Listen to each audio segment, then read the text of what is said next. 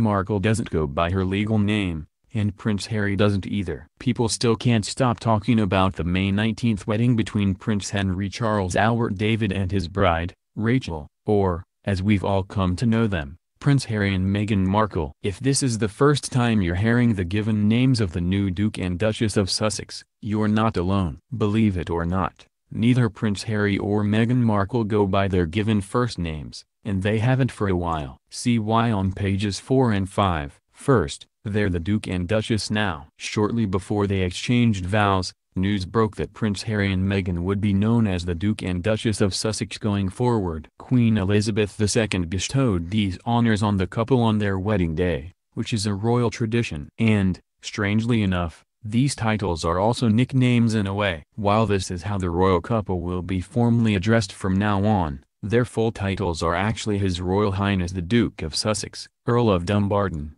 and Baron Kilkeel, and Her Royal Highness the Duchess of Sussex. And yes, this means they won't use a surname. No last names? If you've been following royal family news for a while, you've probably noticed that no one in it uses a surname. The reason for this is complex. Before 1917, the British royal family had no last name at all. That year, there was a decree by King George V that the family name would be Windsor. And while the royals still don't use a last name, technically their surname is Mountbatten-Windsor, a blend of the Queen and her husband's surnames.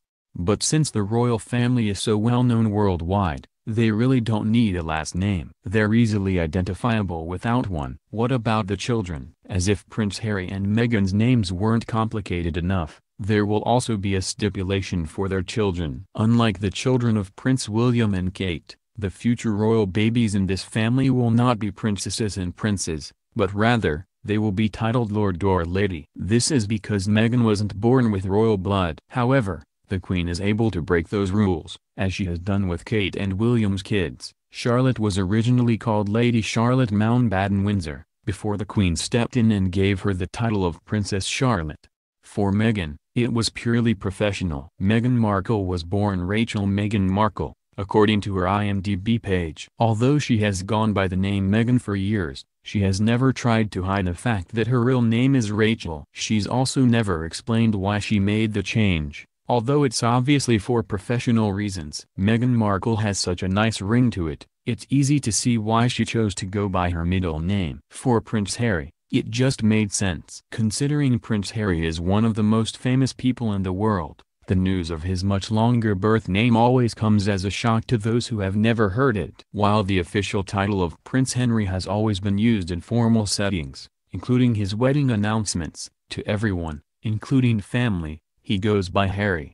This prince has never seemed like a very formal person, so the name suits him. Besides, Harry has been used as a nickname for Henry in the royal family for centuries. The wedding announcements used their real names. If you followed all the royal wedding fanfare closely, you may have noticed that Queen Elizabeth II used both Harry and Meghan's real names in her royal blessing decree. It read, "My lords, I declare my consent to the contract of matrimony between my most dearly beloved grandson Prince Henry Charles Albert David of Wales and Rachel Meghan Markle, which consent I am causing to be signified under the Great Seal and to be entered in the books of the Privy Council." The wedding vows were a different story. Many people who already knew that Meghan's real name was Rachel were wondering which name she would use during her vows. And, in typical fashion, both Meghan and Harry broke tradition during the wedding ceremony by using their nicknames during their vows. The Honourable Justin Welby, Archbishop of Canterbury, was the wedding officiant, and he did say Henry and Rachel at first. "In the presence of God, Father, Son, and Holy Spirit, we have come together to witness the marriage of Henry Charles Albert David and Rachel Meghan, to pray for God's blessing on them, to share their joy and to celebrate their love." But that's where tradition ended. During their vows, they said, "I, Harry, take you, Meghan, and I, Meghan, take you, Harry." For comparison, when William and Kate got married in 2011, Kate used her formal name, Catherine, during the ceremony even though she'd gone by Kate her entire life.